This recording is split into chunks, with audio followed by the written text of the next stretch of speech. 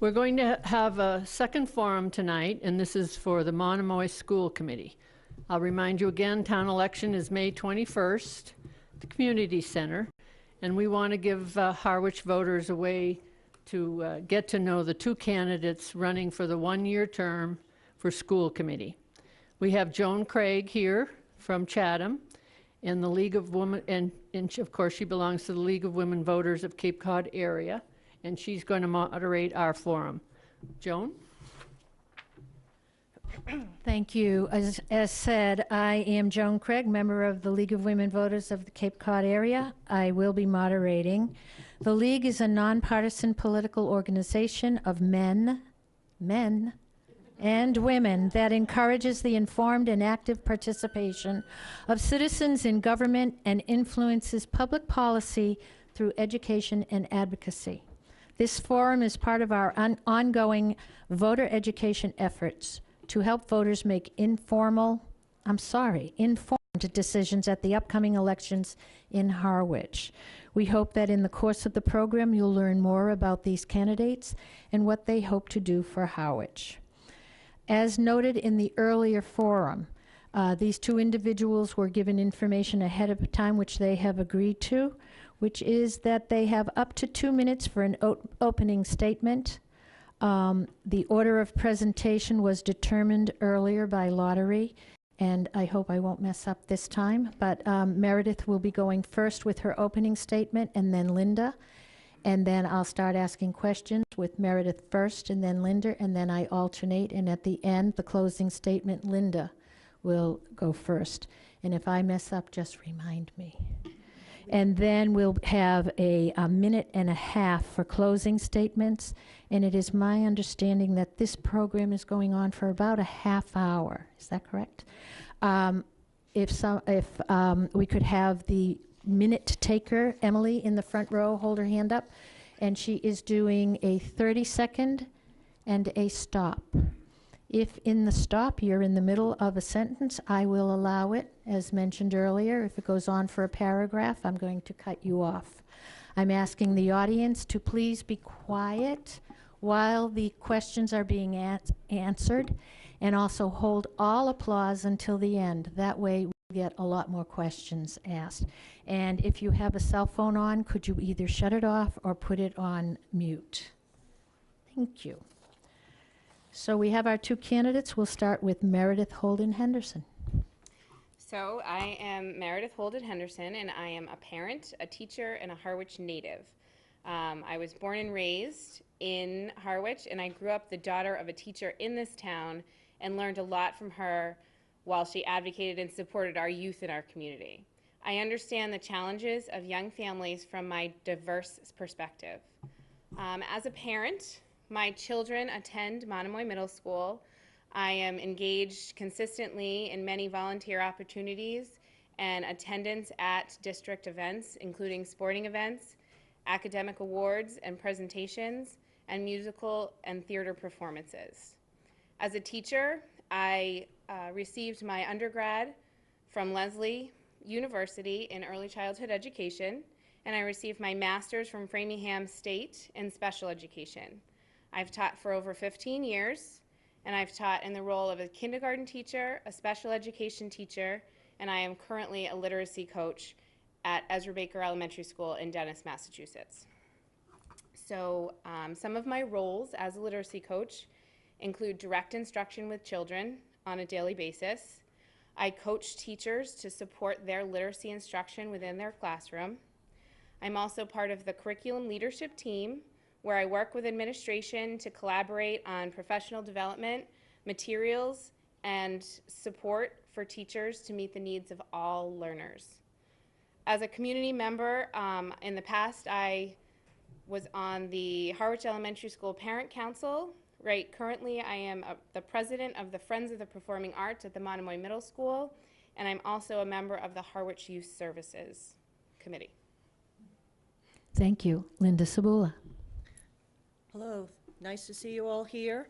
I'm not an original resident of Harwich, but we chose to move here in 2004, my husband and I, and we chose to live here. We didn't buy a house, we bought a home.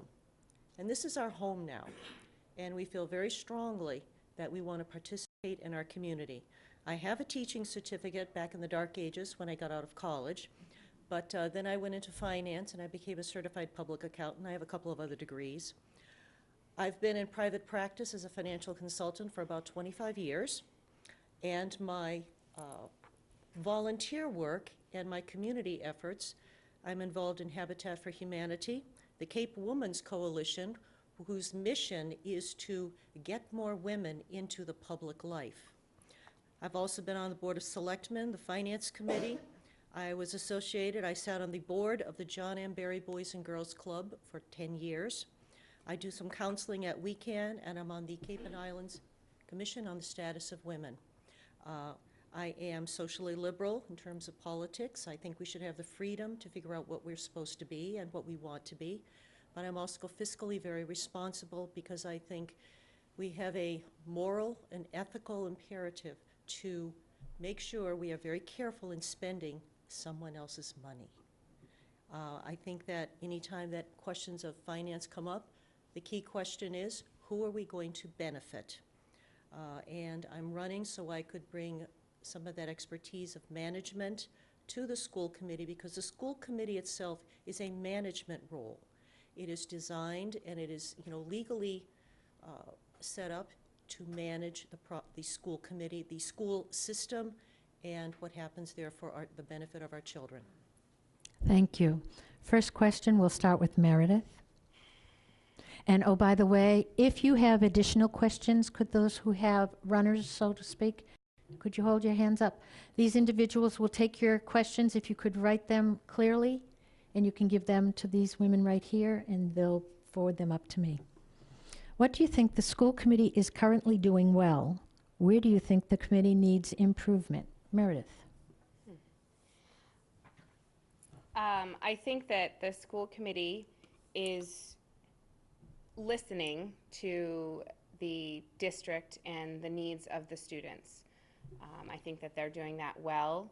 I think that having the subcommittees so that they can take a deeper look into the decisions that the district is making is very important. I think that it's important to be thoughtful about all the decisions that are being made by the school committee and to support the district. I think one thing that could possibly be something that they could work on is publicizing more and getting more information out to the community. There is access to information. You have the ability to go to the school committee meetings, but I think that the more that we empower our community with knowledge, the more supportive our community can be to our school systems. Thank you. Linda. I would say that I'd like to see more transparency. While I agree that there are the subcommittees that are working and reviewing, I think that not enough of that information gets out to the public. So when it comes time for a decision to be announced or a direction to be announced, that there hasn't been enough information given out to the community so they could know why they should support it, why that decision was made. I think that the people who are sitting on the school committee historically have worked very hard at it. I think they've tried to do the best job that they can, but I do think that there should be a lot more transparency at the start of decision making rather than at the end. Thank you. The next question will start with Linda, and it's actually two-part. Oops. It's about the budget. We had a lot of conversation earlier with the selectmen about the budget. How do you plan to get the school budget under control? Do you feel it needs to be held accountable to holding the line at a reasonable increase? If yes, how? Can you repeat both parts again? Yes.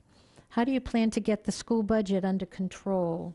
How do you feel that the school budget needs to be held accountable to holding the line at a reasonable increase? Do you feel that? And if yes, how do you get this to happen? It was on the other side, sorry. So the budget, out of control, yes or no? How to get it under control? I don't think the budget is out of control.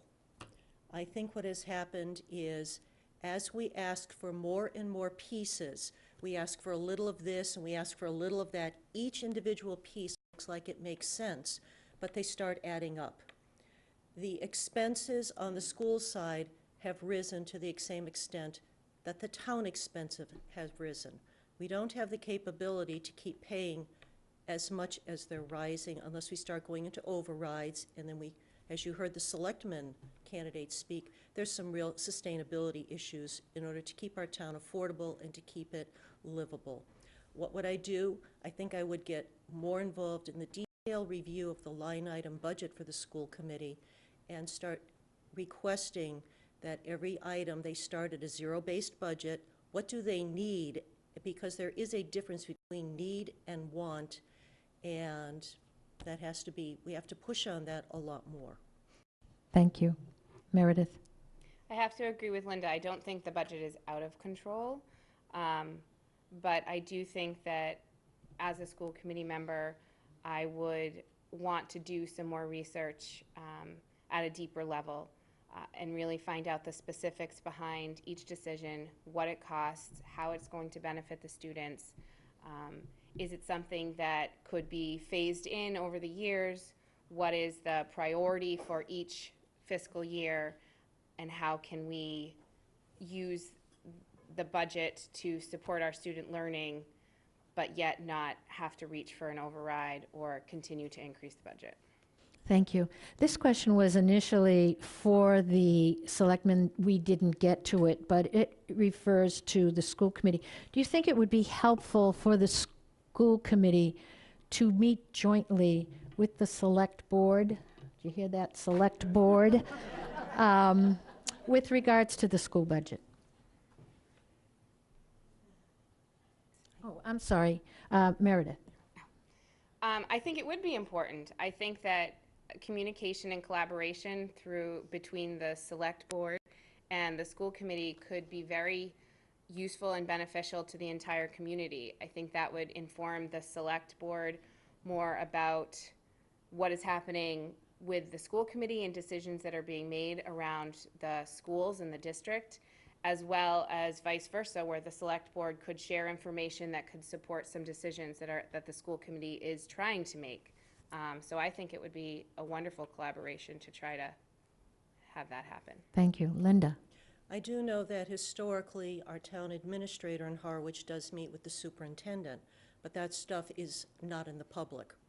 I think that those meetings should happen earlier. They should happen in the public. They should happen at joint meetings of the board, the select board and the school committee, so that the information can get out to the public as to what the pushes and pulls are going to be in terms of the upcoming budget season. And I do agree with the comment that Meredith made. What are the priorities? Not everything can be a priority. Sometimes things have to go into a following year or the year after, but do things in a systematic approach so that we can have a more respectful budget, respecting people's pocketbooks and getting the benefit to the students. Thank you. This is a question from two individuals. What's being done, or what would you help to do to keep Harwich students in Harwich and not lose them to charter schools or because of school choice? Beginning with Linda. The conversations that I had with the prior superintendent, I would ask that question about why are the children leaving either to charter schools or this, and she would run down the variety of reasons. And it's not that often that it's because somebody thinks that one school system is better than another. There are children who leave because there are more music or drama opportunities.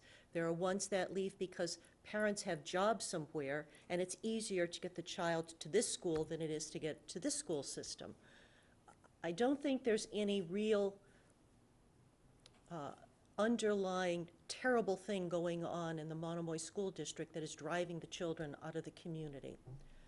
But I do think we should look at it and do whatever we can within reason to keep the children as close to home as possible so they grow up to support our community. Thank you. Meredith. I think whenever students are leaving a district, I think that it is very important to reflect on, review, and make sure that we are providing all the opportunities that our students need within our community. I do know, and I don't have exact numbers, but I know that the number of students that are leaving Monomoy have stayed the same or even decreased over the last 2 or 3 years. So that's a positive. I think that continuing to reflect on the programs and initiatives that we're offering our students and our teachers for further learning is important to enhancing the experience that they have within the Monomoy district and to keep them here. Thank you. The next question. The regional agreement currently assesses each town's financial obligation based on base enrollment from the town. Harwich's assessment is growing while Chatham's is shrinking.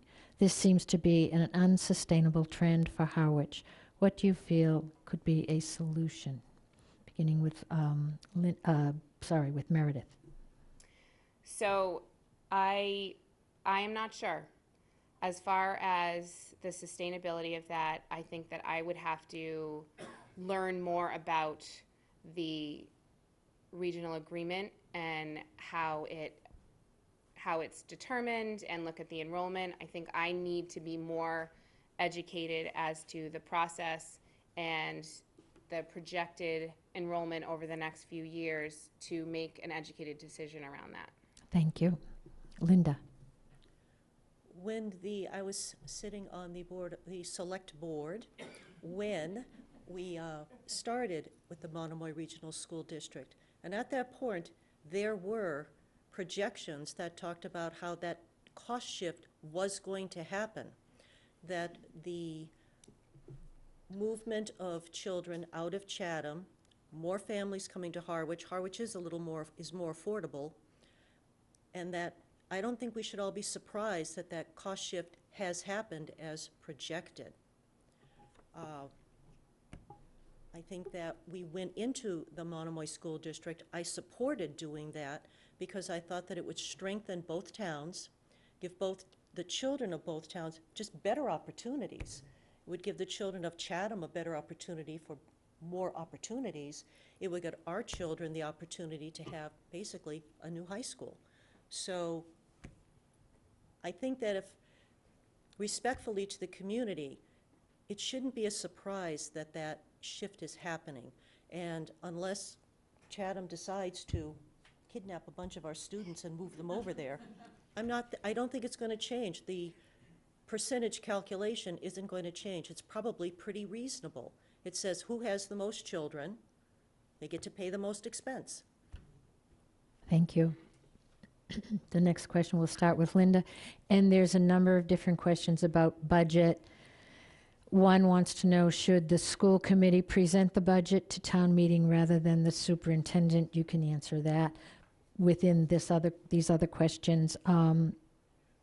What is your plan to hold school administrators accountable, both when budgeting and when called upon to answer the most basic questions, i.e. Cost per student, whether documents have been appropriately filed, etc. Holding school committee and the school department fiscally responsible. We'll start with Linda. Well, I don't know. I haven't really thought about who should present the budget to town meeting, if it should be the school committee or the superintendent. I think it has traditionally been the superintendent who has answered the questions and who has done the presentation. I think there should have been a better presentation that happened this time that just said, here's the number. I think that it doesn't do any benefit to the town just to see a number sitting there to be voted. There isn't any detail behind it. I think that's unfortunate, and I think that we should start asking for more information. I think the administration by the school committee on the administration of the schools, meaning the superintendent, I think they have to be doing a fair assessment and actually personnel evaluations and do a fair assessment. If there are some jobs that aren't being done properly, you have to address them that way. If they're being done well, you do. I think that it's up to the public also to push more and more and make sure that the questions are asked.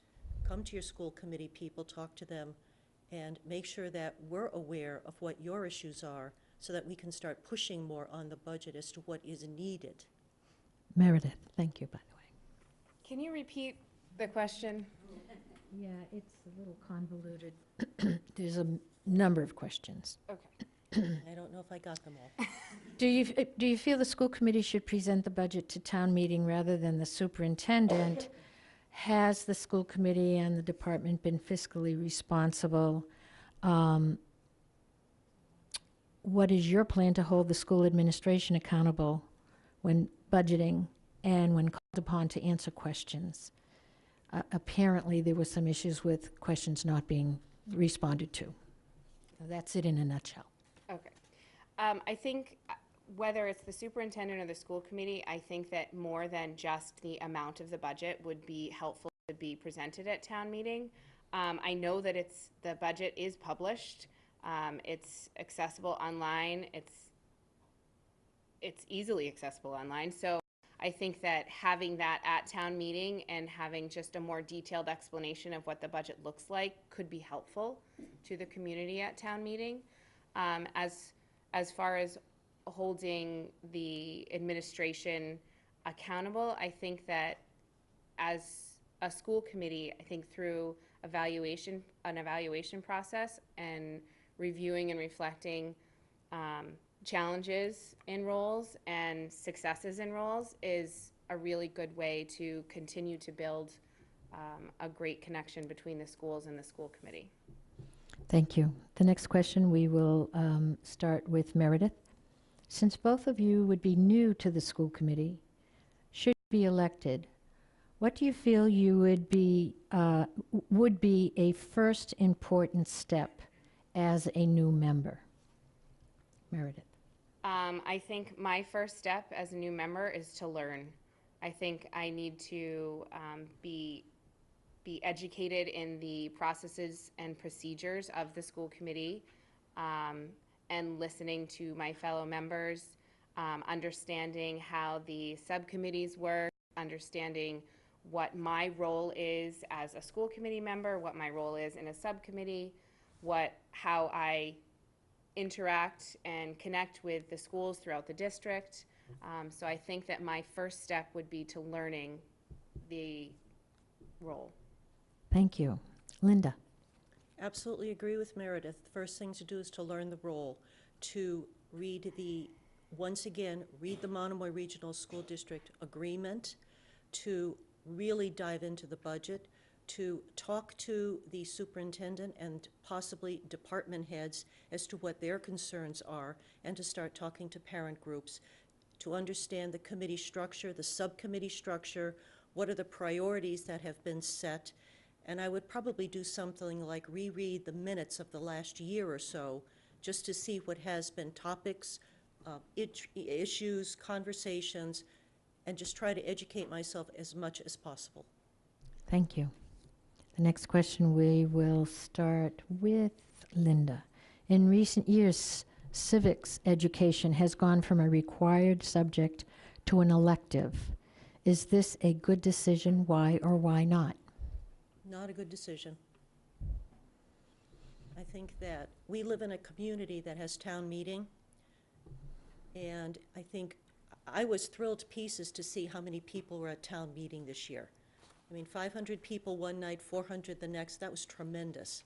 But it still is only a small part of the community that goes to town meeting. I think that if you don't understand civics, the way politics works, government works, from the municipal all the way up to the federal level, how do we interact with the rest of the world? How does the rest of the world run their governments versus us? I think that it was not a good decision to take that out of the required and put it into an elective. Thank you. Meredith.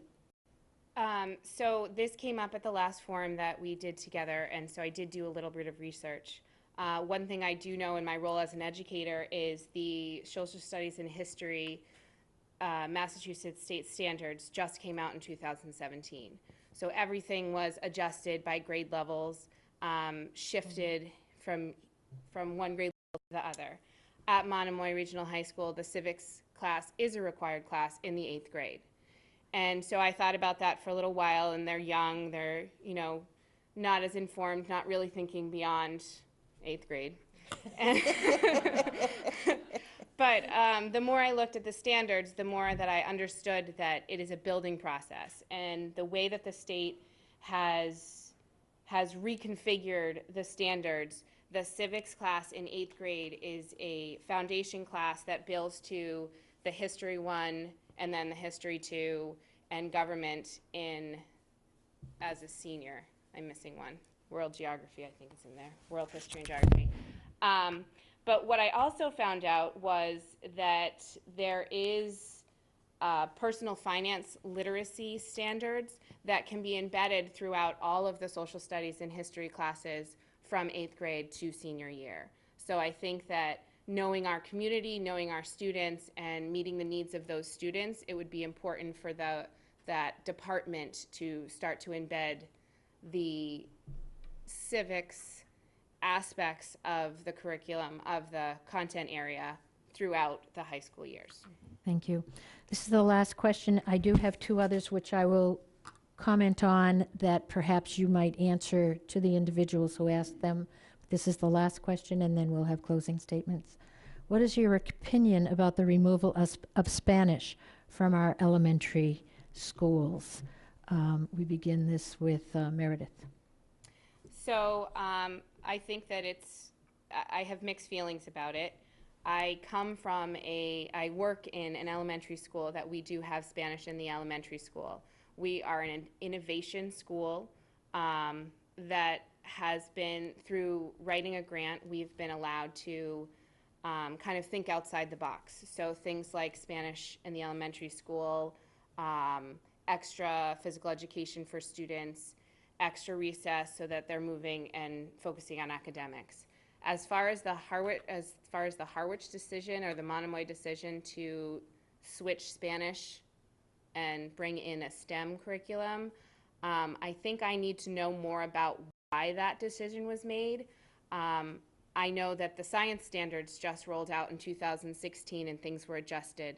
There's digital literacy and technology that have been brought in. The science and engineering standards have changed, and the expectations that teachers are pressured to instruct students with in the elementary levels are different.